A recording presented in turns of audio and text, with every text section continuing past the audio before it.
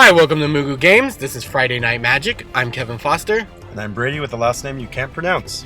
This match is going to be round one of the night. It's Matt Pierce playing a Seance deck versus Cody Holman and his Deckerbaton deck. As you can see, it's all foil and is quite blinding to the camera. Good news, though, is in a couple months it won't be worth anything. Yeah, that's what's great about Standard. And foils. So, looks like we're going to start the game off. Matt's going to go first, and we're not going to have a mulligan from either side. They're going to show off a little bit there. Appears as though he's already in the tank, which is a good sign for this game. We're going to start off with Clifftop Retreat and pass turn. Now it's Cody's turn. And he's going to start off with a Tap Temple Garden, a play that we very rarely ever see here at Mugu's. Yes, indeed. We got a Glacial Fortress here, tapped as well. It's an exciting game so far, Brady. Oh yeah, edge of my seat, if I had a seat. And, now Cody's in tank, either that or he can't see because his sunglasses are not on. Oh, there we go. Tap Blood Crypt and pass. Wow, this is awesome. Mountain, are we going to see a card and come into play here? It's a fancy mount. Oh, here we go. Looks like Forbidden Alchemy. It's a good sign for Cody. Yeah, another Boyne card to play for camera matches, though. As we just get to wish we know what he had in his hand. At least there's boobs on his side of the table, though. That's always a plus. Well, Cody does have kind of those like black Doom Dominatrix boobs over there, but What I look for in card art. And now we have Cody playing up again. That play appeared to have stymied him. He has no idea what to do. Here comes another tapped land because our mana bases are good. there we go. Yeah, Cody just really knows how to play Magic. You put lands into play and you pass your turn. Let's see if we see something a little bit more interesting here. Matt's going to play an island.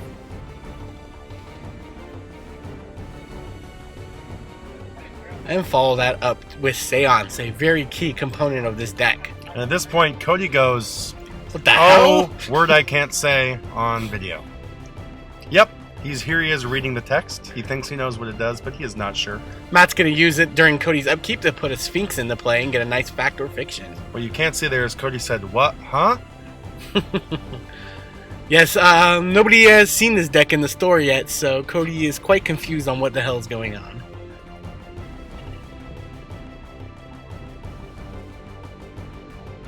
And now the best part of the Seance deck is making your opponent decide which cards you get to keep. Cody looks clearly lost here. You can see it looks like a Forbidden Alchemy and a mountain in one side. Looks like he's got a red-blue... Oh, there we go, switching it around. Yeah, looks like he's going Alchemy and the Hollowed Fountain on one side. He's going to take the mountain, the... is that Shockland? I could not see. It was yeah, that looks shiny. looks like a Steam Vents and something else unknown. We can ask Cody because I have a feeling this match will be over very soon. Yeah, especially the way Cody's playing. He has missed all opportunities to play cards from his hand this game. Yeah, what he doesn't realize is that his life total doesn't matter too much, and he should probably be eating those shocks to play cards. Sun Petal Grove? Oh, does he even have cards in his hand to play? I'm quite confused on this. Matt's not going to use the Seance trigger here. That's what's nice about that card is you don't have to use the trigger. He does have another Sphinx in his hand, which could have been useful, but... Tapped Hollow Fountain. A Forbidden Alchemy. I think I talked to Cody after the game, and he mentioned that he had a hand that was prepared to kill a bunch of stuff as it came out. So he's waiting for Matt to play some offensive cards, and Matt just doesn't give a shit. Got Faithless Looting.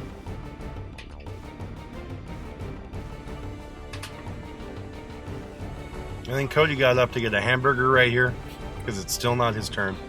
And he still has done nothing. Except stare at his own shiny cards. I think his plan is to blind his opponent. Yeah, if you're going to buy some foil cards, you should probably have some skill to back up your money. If you're going to sell some foil cards, Cody's probably buying. Let's see. He just drops 2 lands from that Faithless. Looks like they're trying to decide what's going on with the trigger here. We're going to see another Sphinx of Uthun. I really like Matt's deck's ability to grind through his deck really fast, get the cards he needs. Yeah, we'll see what Cody has in the sideboard. This is the deck that can get destroyed by a well-prepared sideboard. But in the store, if we haven't seen it very much, there's a good chance he just wins. Oh, there we go. So it looks Rakdos Charm would be kind of nice right about now.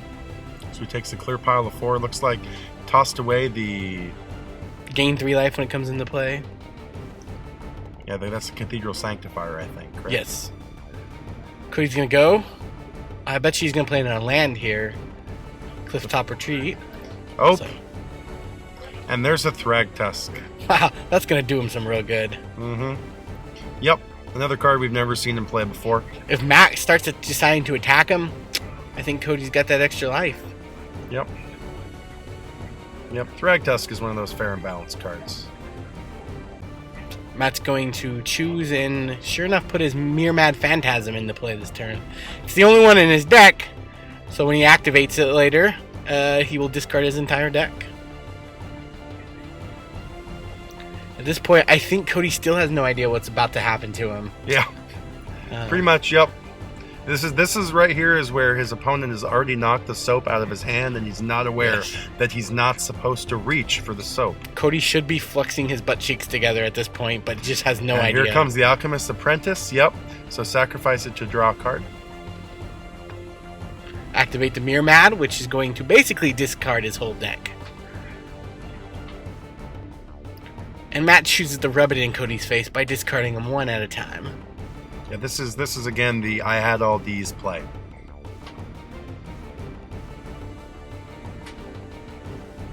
He could also just be educating him as to what's going to happen. Past his turn, we're obviously going to see the Wing Con come out this turn. Seance trigger. Cody's reading it, trying to figure out. Oh, it's finally dawning on him what's about to happen. That was the Laboratory Maniac, of course. Yeah, this is where a Creme or a Rakdos return is amazing because you say, gotcha, bitch. Yes, that would be really nice.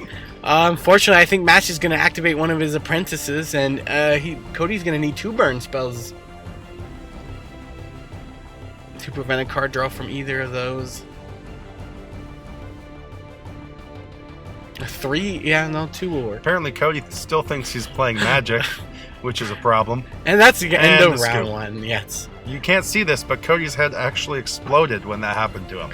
So what do you think, how do Cody's playing a Reanimator style deck, how does that handle this type of combo deck? It depends on what he has in his sideboard. The problem is he's probably not going to have the instant answers like Rest in Peace, because it hoses him as well. Yeah, I think a good sideboard Pithing card Needle would right be there. Rakdos Charm. Pithing Needle would be really great for stopping either the Mirmad Phantasm or even stopping the Apprentices. I think I would target the Mirmad. Yeah. Alright, we're going to go to round 2. Now we're going to start round 2 here. We can see what they decided to actually sideboard in. My bet is on the Pithing Needle. Actually, he did not side that in. Did not side in the Pithing Needle. Cody apparently didn't want to win, so... Well, maybe he had to eat dinner or something, you know? Looks like Cody actually mulled to 6, which is always a good start against a deck that's as fast as this. We're also going to have another exciting round of tapped land passing turn. Oh, that's a missed land drop. He didn't even pick his hand up. Ooh. Hall Fountain tapped. Maybe he just wants to save the strength in that right hand for later because he's not doing anything right now. Yeah, I would have thought he would have played better this round. Apparently, he chose to play even worse. You don't see that tactic too often, do you? The other thing that's nice is you notice that his opponent has actually moved the board up so much that he's actually playing his creatures on Cody's playmat. We're very close. So you see, not only is he winning on the board, he's also winning on the actual board. Well, we see a Forbidden Alchemy. Looks like he dropped another one and a Sacred Foundry. Some kind of land. And we have a tapped Sun Petal Grove because, again, mana in Return to Ravnica is very good, as you can tell. It's very reliable.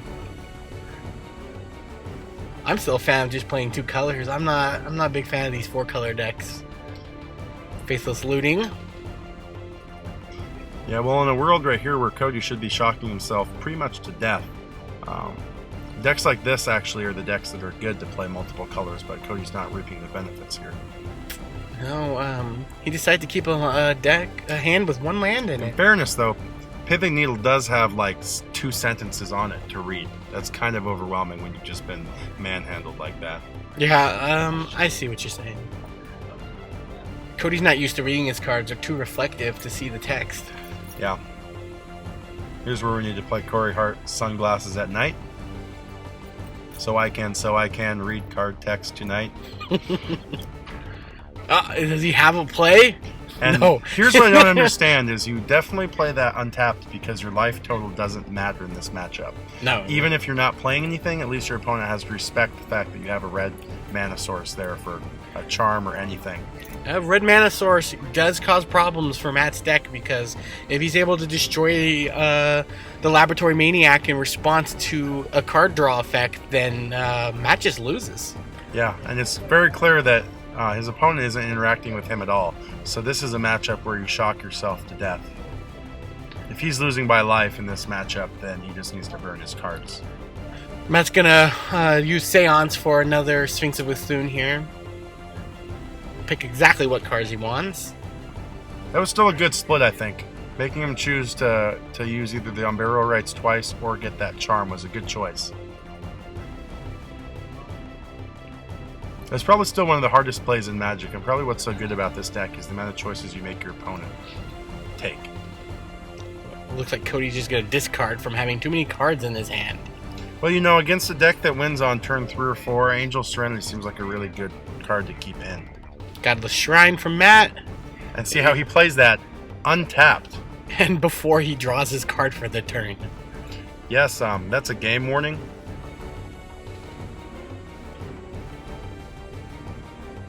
So here it comes, we're in the tank, which means bad things are going to happen to Cody. I think Matt right now is thinking, which way do I want to humiliate Cody the most? Yeah, but you can't tell right now is that Cody's actually crying.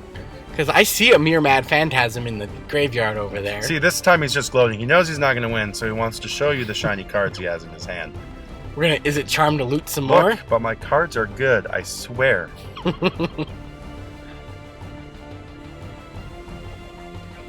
Yeah, you know, at one point I had a foil Japanese World Spine Worm, and Cody was really happy to buy that from me. Terrible card, but gave me $20 from it because it sparkled a little bit. Yeah. I think it might be in that deck. That's also why he buys ponies out here, too. Unicorns especially, they sparkle. Yes, he's a big fan of any card that has a horse on it. Of course, he refers to him as a pony. So Seance is on the table, and it does not look like there are any answers. So, what do you say? Taco Bell run? Yeah, I mean, do you guys really need us to describe what's happening here? Here's the Mere Mad Phantasm.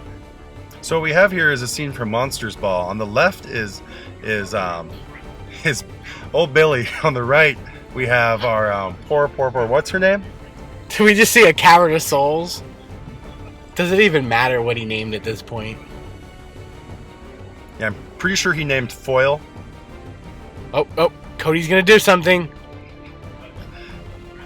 Mizium Mortars, targeting the Mere Mad Phantasm. Matt, knowing how to play Magic, unlike Cody, decides to activate the ability in response to discard his whole deck. Yeah, see, what Cody should have waited for was the activated ability. Yes, because sacrificing isn't part of the activated ability, so if it's destroyed, nothing happens. Yep, and it fizzles. So Matt's going to be super awesome here and choose to win through Angel of Glory's Rise. He's going to put every human in his discard pile, which would be his entire deck, into play. And that's also going to include the Laboratory Maniac. At this point, Cody is... What do you think he's thinking at this point? Think he should go play Pokemon? Yu-Gi-Oh? Those are pretty complex game mechanics, though. Yeah, he might need to just stick to War. Yeah, I mean, you know, he could always play Magic against Mike, though, too. I mean, that would work. Yep, and there we go. Now we're starting to do the card flip thing. But what he doesn't realize is that the cards he actually needed to win were in his sideboard. So he's flipping the wrong stack. So here's the inevitable shame spiral. Even with Cody's terrible mana pithing needle, he could have afforded to play that. What's really nice though is that the local bar down the road, the AFK Tavern, will probably make a good $50 off this match in beer sales alone to Cody. Yeah, as you know, Cody's had problem with alcohol in the past, and I think he's definitely gonna have a problem tonight. All right, guys, thanks for watching.